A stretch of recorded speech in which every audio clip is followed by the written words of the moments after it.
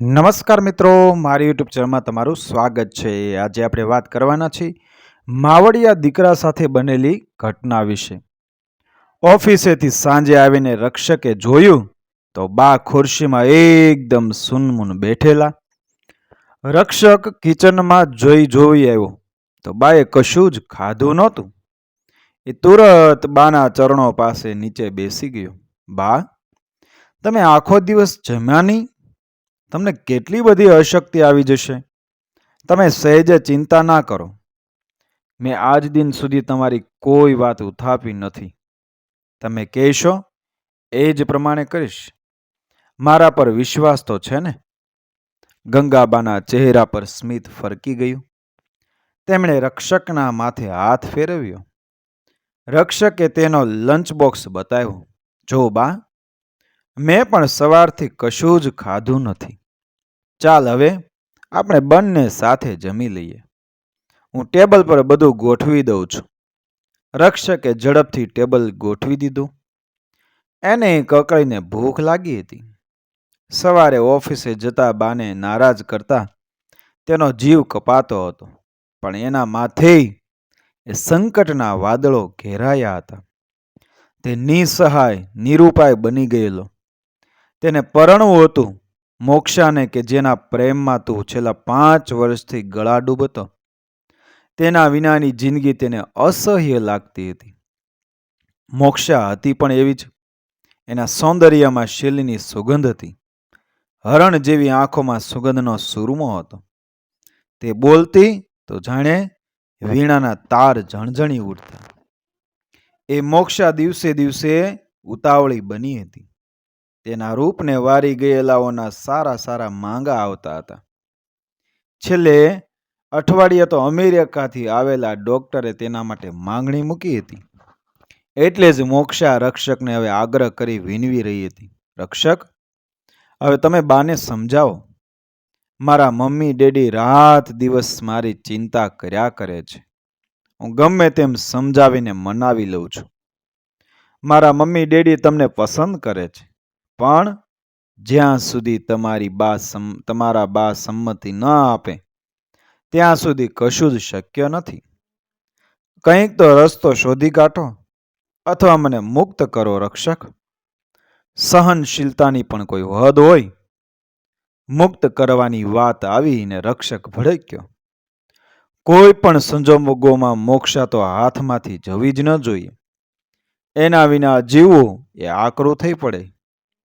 એણે મોક્ષાની હિંમતને આશ્વાસન આપ્યા, હું બાને મનાવી લઈશ। બાને ચોખ્ખું કહી દઈશ કે ગામડાની છોકરી સાથે હું જીવન નિભાવી ન શકું। બાએ વર્ષો પહેલા અમારા ગામની એમની બહેનપણીને એમની દીકરી પ્રિયા માટે મારા લગ્નનું વચન આપ્યું, એટલે બાએ વચન તોડવા તૈયાર નથી। મોક્ષાએ શંકા વ્યક્ત કરી। એવું તો નથી ને રક્ષક કે તમે પ્રિયાને જોઈ હોય અને તે મારા કરતાં વધારે રૂપાળી હોય, સુંદર હોય, એટલે બાનું બહાનું બતાવી અને મને ટાળી રહ્યા હોય? જે મનમાં હોય તે સ્પષ્ટ કરજો। મારા તરફથી તમને સંપૂર્ણ મુક્તિ છે। પસીનાના બૂંદ મોક્ષાના ચહેરા પર હીરા માણેકની જેમ ચમકી ઉઠ્યા। રક્ષકે તેને ગળે વળગાડી લેતા કહ્યું, બસ આટલો જ મારા પ્રેમ ઉપર વિશ્વાસ મોક્ષા? તું નહીં માને, મેં આજથી 8 વર્ષ પહેલા પ્રિયાને એક લગ્ન પ્રસંગમાં જોયેલી। ત્યારથી મેં એને જોઈ નથી કે ન એણે મને જોયો છે। બાને પૂછ્યું તો એને પ્રિયાનો ચહેરો યાદ નથી, છતાં આગ્રહ કરે છે। તને તો ખબર છે, બાએ કેટલા દુઃખો વેઠીને મને મોટો કર્યો, મને ભણાવ્યો। એને સહેજે દુઃખ થાય તેવું કશું કરી શકું નહીં કે એની વાતને ઉવેખી શકું નહીં, પણ હું કોશિશ ચોક્કસ કરીશ। મને પૂરેપૂરી શ્રદ્ધા છે, બાને મનાવી લઈશ। આ છેલ્લી વાર રક્ષક, મારે આ એક અઠવાડિયામાં જ જવાબ જોઈએ, હા કે ના, નહીં તો હું મારો રસ્તો શોધી લઈશ, એટલે કે મમ્મી ડેડી કહેશે ત્યાં પરણી જઈશ। પછી મને દોષ દેશો નહીં। રક્ષકની મૂંઝવણ વધી હતી। એટલે આજે સવારે ઓફિસે જતા જતા ગંગાબાને તેણે પોતાની હૈયાવરાળ ઠાલવી હતી, પણ ગંગાબા જીદે ચડેલા. શહેરની છોકરીઓનો બેટા ભરોસો નહીં, એ મારી હાજરી વખત જતા સાંખી નહીં શકે. આપણા બંનેનું જીવવું દોહિયેલું કરી નાખશે. પ્રિયાને ભલે જોઈએ 5 વર્ષ થયા, પણ એ ગામડાની સંસ્કૃતિની છે. ઘણાના મોઢે એના વખાણ સાંભળ્યા છે. એના બા બાપુજી પણ ખૂબ સંસ્કારી છે. એટલે મને આ સંબંધ મારે ટકાવી રાખવો છે. દીકરા, પણ બા, તમે સમજતા કેમ નથી? મેં મોક્ષાને લગ્નનું વચન આપ્યું છે. એ મારા વગર અને હું એના વગર જીવી શકું તેમ નથી. આમ બોલતા શરમ અને ક્ષોભ અનુભવું છું, પણ તમને કીધા વિના છૂટકો નથી. તમે જ કોઈ રસ્તો બતાવો બા. તમારો ન્યાય મને માન્ય છે. તમારાથી વધીને દુનિયામાં મારા માટે કશું જ નથી. ગંગાબાની આંખ ભીની થઈ ગઈ. એ બોલ્યા, બાને દુખી કરીશ તો ચાલશે બેટા. મોક્ષા સાથે તારે જન્મારો કાઢવાનો. હું તો કેટલા દિવસ જીવવાની. બસ. બાએ વાત પર રીસાઈ બેઠેલા. તે આખો દિવસ જમ્યાય નહીં. હમણાં માંડ માંડ જમાડીને સુવડાવ્યા. એ મોડી રાત સુધી બાના પગને રોજની જેમ તેલથી હળવું માલિશ કરતા. એ કરતા કરતા જાગતો બેસી રહ્યો, પણ એ દરમિયાન એના મગજમાં એક વિચાર ઝબૂક્યો અને તેનો અમલ કરતા તે ઉતાવળો થયો. બીજે દિવસે વહેલી સવારે એ મોક્ષાને મળ્યો. પદમના પુષ્પ જેવું પ્રભાત ઉઘડી રહ્યું હતું. સૂરજના કિરણો સોનાના રસે ધરતીને કમરોળતા હતા. સહસ્ત્ર કિરણોનું પાન પીતી પૃથ્વી પુલકિત બની હતી. એવા સુંદર વાતાવરણમાં ડેનિમ જીન્સ અને ચોકલેટી ટોપમાં મોક્ષા સ્કૂટી લઈને આવી હતી. એના વાળ નાયગ્રા ધોધની લયમાં ગોઠવાયેલા હતા. ઘડીભર તો રક્ષક એને અપલક તાકતો જ રહ્યો. પછી હળવેકથી એણે મોક્ષાનો હાથ પસારતા કહ્યું, મોક્ષા, એક રસ્તો મને સૂજે છે. બસ તારી સહાયની જરૂર છે. આપણું કામ ઈશ્વરને ગમશે તો પાર પડશે. બોલો રક્ષક, તમે કહો તે કરવા તૈયાર છો. મારી એમાં તે કાંઈ સંમતિ લેવાની હોય? જો બાએ તને કે પ્રિયાને હજુ સુધી જોઈ નથી. વળી બાને દેખાય છે પણ ઝાંખું. કાલે ઓફિસમાં રજા છે. તું એકલી તારી રીતે મારા ઘેર આવજે. હું બાને કહીશ કે ગામડેથી પ્રિયા આવી છે. તું એમની એવી સેવા કરજે કે તને છોડે જ નહીં. બસ હું કહું તેમ કરતી જા. મોક્ષા, આવતીકાલે સવારે 9 વાગે આવી જજે. રસોઈ પણ તું જ બનાવજે. તેને રસોઈ કરતા તો આવડે છે ને કે ઓહ્યા. મોક્ષાએ રક્ષકની કુખમાં કોણી દબાવી, પણ રક્ષક બાને છેલ્લે ખબર પડી જાય તો એમનું દિલ કેટલું દુભાશે તેનો તમને ખ્યાલ છે? આપણે કરેલી છેતરપિંડી એ કદી માફ નહીં કરે. હું બાને છેતરવા તૈયાર નથી. જો મોક્ષા, એમાં કોઈ છેતરપિંડી નથી. મારી બા આગળ માફી માંગી લઈશ. છેવટે મારી બાનું હૃદય એ ખૂબ વિશાળ છે, એ હું જાણું છું. એ પછી ના પાડશે તો આગળ વિચારશું. અરે હા, તું પર્સમાં કંઈક હતું તે મને બતાવવા માંગતી હતી ને? મોક્ષાએ પર્સમાંથી 2 ફોટા કાઢી સામે ધર્યા. રક્ષક બંને ફોટા જોઈ અને ગલવાઈ ગયો. તેનો ચહેરો સાવ ધોળી ફૂણી જેવો થઈ ગયો. તમને ફોટા બતાવીને ડરાવવાનો ઈરાદો લેશ માત્ર નથી. આ તો મમ્મી ડેડીએ મને આગ્રહ કરી અને આપ્યા છે. આ બંને મારી પાછળ હાથ ધોઈને પડ્યા છે. એક ડોક્ટર અને એક એન્જિનિયર છે. તારી નજર કોના પર ઠરે છે મોક્ષા? ત્યારે અમસ્તું જ પૂછું છું. મોક્ષાના કપાળે કરચલીઓ વળી ગઈ. તેણે એક ઊંડો શ્વાસ ખેંચી કહ્યું, એકે પર નહીં, પણ તમારો વિલંબ મને અકળાવી મૂકે છે. મારા મમ્મી ડેડીના ઉચાટથી હું ગભરાઈ ગઈ છું. માત્ર મારા સ્વાર્થ ખાતર એમની બલિ ન ચડાવી શકું. તમે જાણો છો ને, ડેડીને 2 એટેક પહેલા આવી ચૂક્યા છે. મોક્ષાની વાતથી ઘડીક નિસ્તબ્ધતા છવાઈ ગઈ. રક્ષક ગળગળો બની ગયો. તેણે છૂટા પડતા મોક્ષાને માથે હાથ મૂકી એટલું જ કહ્યું, મેં કહ્યું તેમ આપણે છેલ્લો પ્રયાસ કરી જોઈએ. સફળ થઈએ તો આપણું નસીબ. મોક્ષા, નહીં તો? ને ભારે હૈયે મોક્ષાને વિદાય આપી અને રક્ષક ઘરે આવ્યો.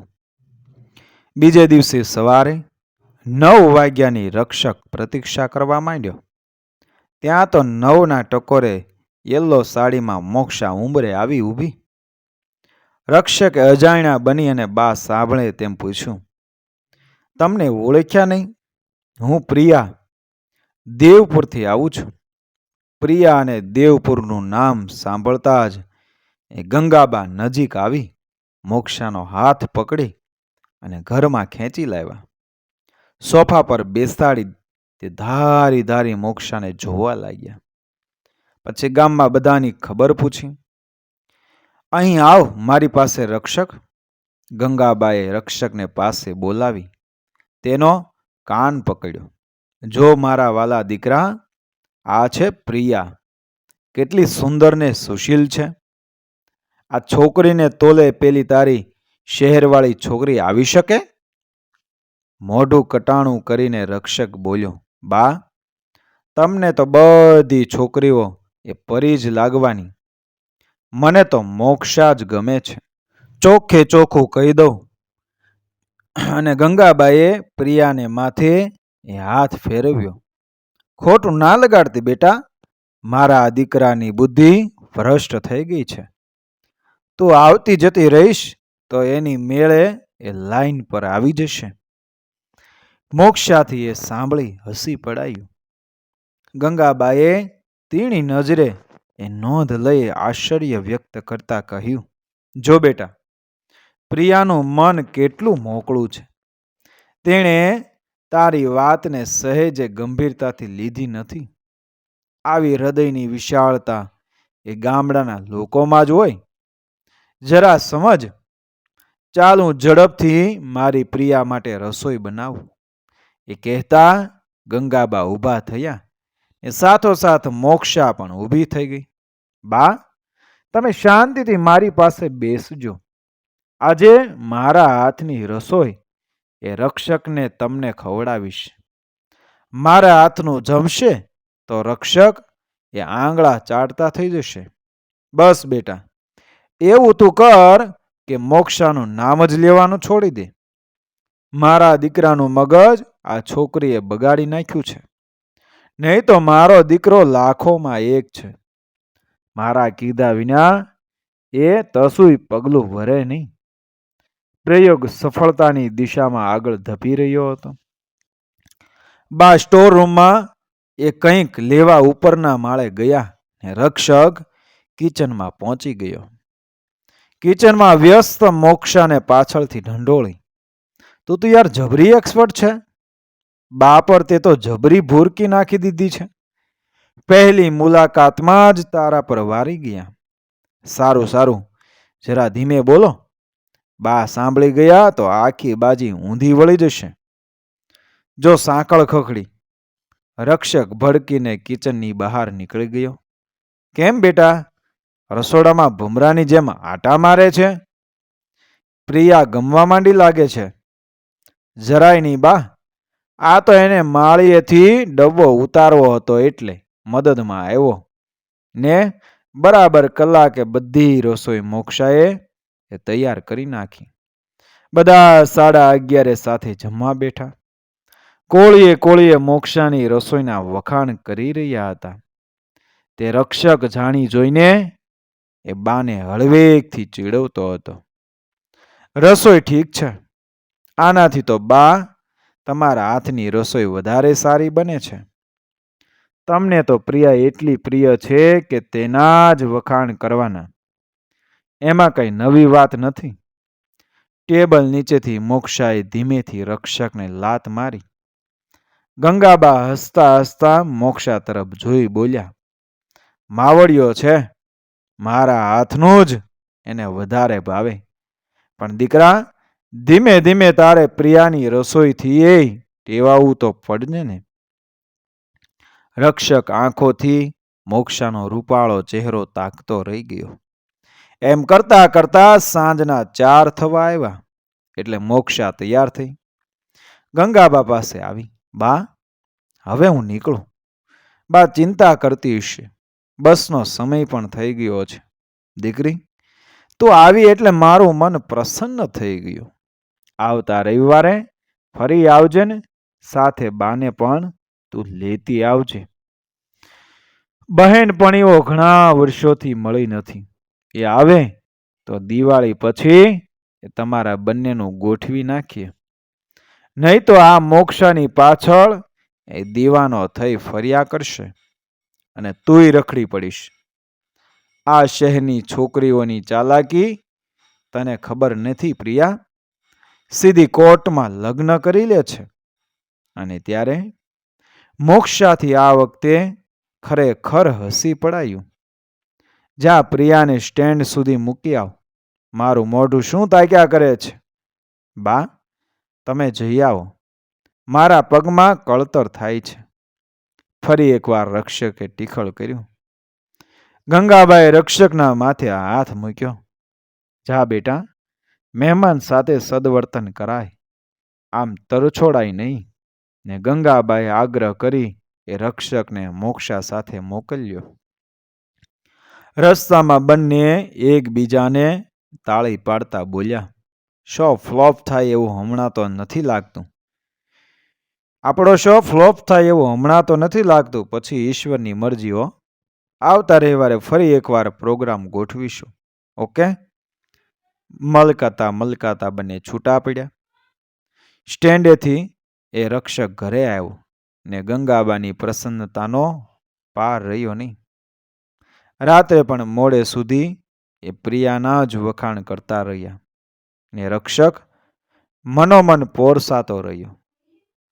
પથારીમાં પડે પડે ક્યાંય સુધી મલકાતો રહ્યો. એ પછી તો મોક્ષા અઠવાડિયામાં તો એકાદ વાર ઘરે આવવાનું ચૂકતી જ નહોતી ને ગંગાબા તો એટલા ખુશ હતા કે આગ્રહ કરીને મોક્ષાને તેડાવતા. પણ એક બપોરે રક્ષક ઓફિસે ઘરે બાની તબિયત એ રાતથી બગડી હતી એટલે ડૉક્ટરે લખી આપેલી હતી એ દવા લઈને આવ્યો. ત્યારે મોક્ષા મહેમાનો સાથે બહાર ગઈ હતી એટલે આવી શકી નહોતી. રક્ષકે બાને થોડો નાસ્તો કરાવ્યો, ફળ ખવડાવ્યા ને પછી દવા આપી સુવડાવ્યા જતા ને ત્યાં ડોરબેલ વાગી. બાની ઊંઘમાં ખલેલ ન પહોંચે એટલે દબાતા પગલે જઈ એ રક્ષકે દરવાજો ખોલ્યો તો એક આધેડ વયની સ્ત્રી અને એક છોકરી ઊભેલા. ગંગા છે, હું એમની બહેનપણી રત્ના, અને આ છે મારી દીકરી પ્રિયા. દેવપુરથી આવ્યા છીએ. પ્રિયાનું નામ સાંભળતા જ રક્ષકના પેટમાં ઘ્રાસકો પડ્યો. ગંગાબા રત્નાનું નામ પડતા જ સાફાળા બેઠા થઈ ગયા. રત્નાને પાસે બોલાવી ગળે વળગી પડ્યા. બંનેની આંખમાં હરખના અશ્રુ તગતકી રહ્યા. જો બેટા, આ મારી ખાસ બહેનપણી રત્ના. અમે સાથે જ ગામમાં રમેલા, ભણેલા ને મોટા થયેલા. ત્યાં તો ગંગાબાની નજર પેલી છોકરી પર પડી ને કંઈક દ્વિધા સાથે પૂછી રહ્યા, આ છોકરી કોણ છે રત્ના? ત્યારે ઓળખી નહીં? પ્રિયા છે, પ્રિયા, તમારી પકોડી પ્રિયા. ગંગાબા ફાટી આંખે ઘડીક એ પ્રિયા તરફ ને ઘડીક રક્ષક તરફ તાકી રહ્યા. રક્ષક નીચે મોઢે સ્થિત પ્રજ્ઞ ઊભો રહ્યો. દાંતરડાની ધાર જેવી પ્રતીતિ તેને થઈ રહી હતી અને એમાં એનો જીવ કાચા ડુંડાની માફક વઢાઈ રહ્યો હતો. પ્રિયા કશું બોલ્યા વિના ટીવી ચાલુ કરીને સોફા પર ગોઠવાઈ ગઈ. મધ્યમ કદની, દૂધ ઘી ખૂબ ખાધા હશે એટલે શરીર પણ ફૂલીને દડા જેવું થઈ ગયેલું. સોફા પર બેસવાની ને હસવાની અદા સાવ ગમાર જેવી. રક્ષક ધ્રુજી ઉઠ્યો. તેના અંગે અંગમાં કંપારી આવી ગઈ. એક વિરાટ ઘમર વલણું એના મગજમાં ફરતું રહ્યું અને એમાં એ વલોવવા લાગ્યો. બા મહેમાનો માટે રસોઈની તૈયારી કરવા ઉતાવળા થતા હતા ને રક્ષકે તેમને રોક્યા. બા, તમે બંને ઘણા વર્ષો મળ્યા છો. નિરાતે વાતો કરો, હું બહારથી જમવાનું લઈ આવું છું. રત્ના રક્ષક સામે સ્મિત વેરતા કહે, દીકરો તારો ખાસો મોટો અને સમજદાર છે. શહેરની છાંટ તો ક્યાંય દેખાતી નથી. હું તો આ બંનેના લગ્નનું ઝડપથી ગોઠવવા માટે જ આવી છું. ક્યાં સુધી બેસી રહેવાનું ગંગા? એ સાંભળી ગંગાબા ઘડીક ગંભીર બની ગયા. રક્ષકનો ઉચાટ વધવા માંડ્યો. તે ઝડપથી ટિફિન લઈ બહાર નીકળી ગયો. આપણી પોલ ખુલી ગઈ છે એ બાતમી આપવા વ્યાકુળ બનેલો રક્ષક કેટલી વાર સુધી મોક્ષાનો નંબર જોડતો રહ્યો, પણ સ્વિચ ઓફનો સંદેશો મળ્યો ત્યારે તે ખરેખર ખૂબ નિરાશ થયો. રેસ્ટોરન્ટમાંથી ટિફિન પર આવી તે ઘરે પાછો ફર્યો. રત્ના માસીને પ્રિયાને જમાડ્યા. ગામની પ્રિયાની ઘણી વાતો થઈને છેક સાંજે બંનેને રક્ષક એસટી બસમાં બેસાડી આવ્યો. ત્યારે બાનો ભારેખમ ચહેરો જોઈ તે ચૂપચાપ ટીવી જોવા બેસી ગયો. હમણાં જ મોક્ષાને બોલાવો. એ એના મનમાં સમજે છે શું? મને મૂર્ખ? બાના અવાજમાં રૂક્ષતા હતી. વેદના છલકાતી હતી. બા, એનો ફોન બંધ છે. મોડેથી પ્રયત્ન કરી જોઈશ. હજુ રક્ષકનું એટલું બોલવું જ હતું ને આશ્ચર્ય વચ્ચે ધીમેથી દરવાજો ખોલીને મોક્ષા આવી ગઈ. બાને પગે લાગી. વાતાવરણની ગંભીરતાને મોક્ષાને ખ્યાલ આવી ગયો. તેણે ધીમેથી બગલ થેલામાંથી એક પેકેટ ગંગાબા સામે ધર્યું. બા, તમારા માટે ગરમ શાલ લાવી છું. આ શાલ કેટલી જૂની થઈ ગઈ છે. ગંગાબાએ પેકેટ બાજુએ ફેંકી દીધું એટલે મોક્ષાને પાકી ખાતરી થઈ ગઈ કે કંઈક અજુગતું બન્યું છે. તેનું હૃદય ધડકવા માંડ્યું. તે રક્ષક સામે જતી જ હતી ને ગંગાબાએ હાથ પકડીને પાસે બેસાડી દીધી. ત્યારે એ ક્યાં જાય છે? તારે મારી પાસે જ હંમેશા રહેવાનું છે, સમજી? તારા બાપુજીને મળવા આપણે બધા એ સાંજે જ જઈશું. હવેથી બધા નાટકો બંધ. પહેલા દિવસથી જ તને હું એ ઓળખી ગઈ હતી. મારી આંખોનું તેજ હજુ એ અકબંધ છે, સમજ્યા? માફ કરજો બા, અમારી પાસે કોઈ રસ્તો નહોતો એટલે અમારો આ છેલ્લો પ્રયત્ન એ કરવાની ફરજ પડી. ગંગાબાએ બંનેના માથે હાથ મૂકી અને આશીર્વાદ આપ્યા. ત્યારે ત્રણેયની આંખોમાંથી હરખના અશ્રુ સરી પડ્યા. અણકલ્પ્યો ઉત્સાહનો ઓછવ છવાઈ ગયો. મેં નહોતું કહ્યું મોક્ષા, મારી બાને તોલે કોઈ ના આવે. મોક્ષાએ રક્ષકની એ સમીપ સરકી કાનમાં હળવેકથી મીઠાશથી કહ્યું કે તમારા જેવો માવડિયો મેં એકે જોયો નહીં. મિત્રો, વિડીયો પસંદ આવ્યો મારી ચેનલ સબસ્ક્રાઈબ કરો, ફોલો કરો, શેર કરો. મળીશું આગળના વિડીયોમાં આવા જ વિડીયો સાથે. બન્યા રહો મારી ચેનલ સાથે. રાધે રાધે, જય શ્રી કૃષ્ણ.